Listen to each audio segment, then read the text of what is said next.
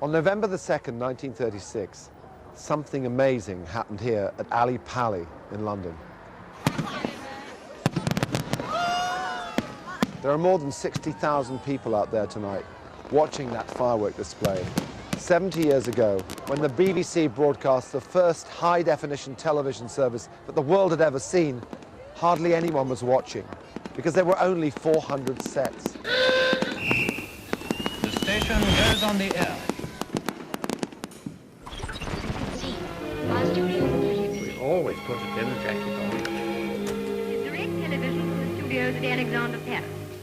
A mighty maze of mystic magic rays is all about us in the blue.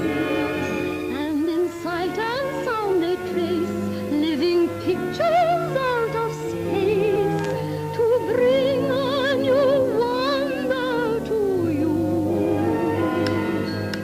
It was an enormous achievement, but who exactly masterminded it? Baird, I imagine. Beard. Was it Robert Louis Stevens? I've no idea. John Baird. John Logie Baird. John Logie Baird, the inventor we normally credit with creating television, wasn't even invited to the opening night. The founding father of the BBC, Director General John Reith, wanted nothing to do with it. Television, it seems, had its lovers and haters from the very start.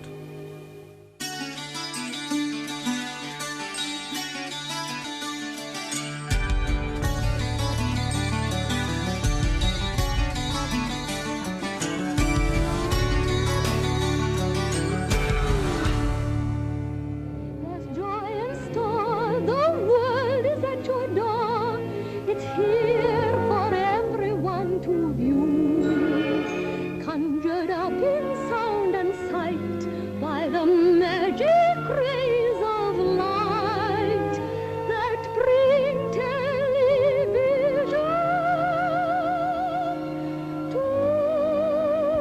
to you.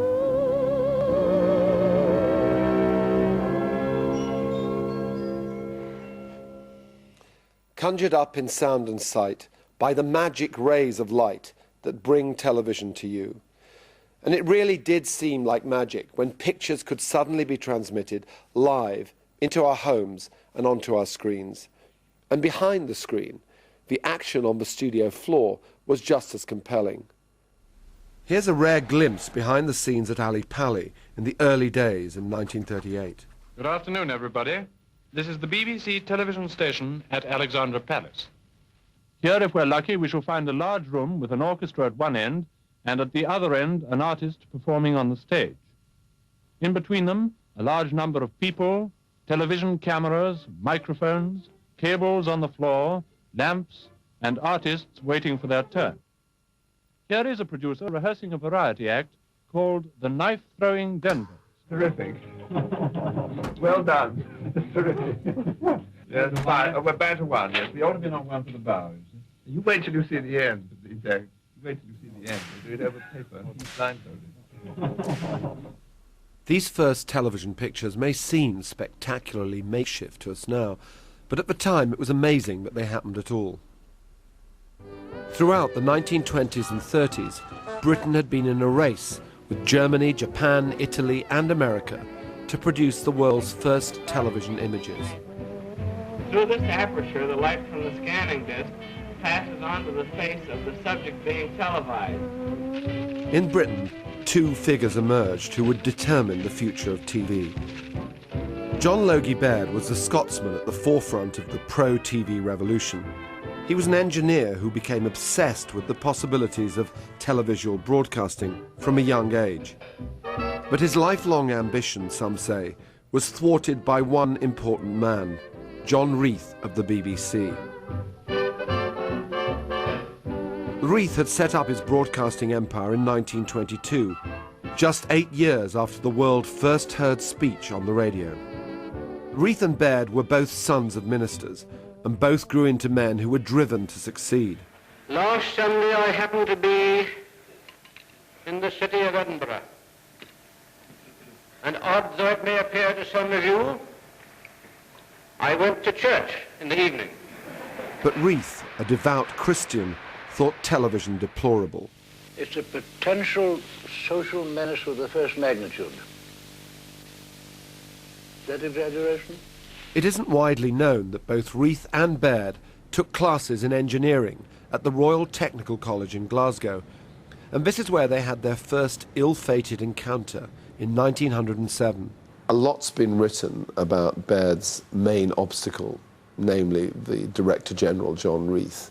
What's the truth about that relationship? The lecturer made an announcement at the end of one of the first lectures saying if there was anybody in the student body who had difficulty in hearing or seeing, if they'd give him a slip with their name on at the end of the lecture, he'd arrange for them to sit on the front couple of rows. Now, Baird was reasonably short-sighted, and when he got to the front of the lecture hall, his way was blocked by three fairly large gentlemen, and one of these three guys turned round and said in a very aggressive tone, "What's wrong with you? Are you deaf or blind?" And there was some exchange of words, shall we say, and that guy was John Reith. But Reith's descendants take a rather different view. Logie Baird thought he was a bully. I think that Reith genuinely wanted to help Logie Baird out of his own confused picture of television. Do you think he resented television? Oh, I think so. I think so. The BBC presented him with a set, one of those amazing things that you now see in museums, with a lid and a mirror, which adjusts an upside-down image below it. My brother and I thought this was absolutely marvellous. But it really was never on. And there was no concessions made to us that we might be perhaps interested. Did he watch television? No. No, he never did. And what about you? Were you allowed to watch television? No. No. No. Unlike Reith, Logie Baird had been obsessed with the idea of television since childhood. In the early 1920s, he began experimenting with it. His mechanical system was based on something called a Nipkow disc, after the German inventor who constructed a circle with holes round the edge in a spiral. Images were scanned by bright light being shone through the holes. The fragments formed a picture which was then transmitted via radio waves to the receiver. It's hard to believe now, but whilst Baird was transmitting from his offices in London, his pictures were being received as far away as North Africa. In fact, anyone, anywhere in the world who had access to medium-wave radio could pick up his signals on their homemade television sets. Baird's first demonstration to the public was at Selfridges in London in 1925. It was seen as a success, and within a few years, he was manufacturing his televisor receiver for people to view the broadcasts in their own homes. The love song of nature caressing your ear will tell you that springtime is hovering near. The spirit of gladness is bringing good cheer. Wake up, children, wake up. At just 30 lines, the images were sketchy but visible. Here, thanks to an amateur recording on disc, we can see Betty Bolton singing in 1934. Now's the time to get your share. The achievement is all the more remarkable because although Baird had begun recording pictures on disc, he never found a way of playing them back.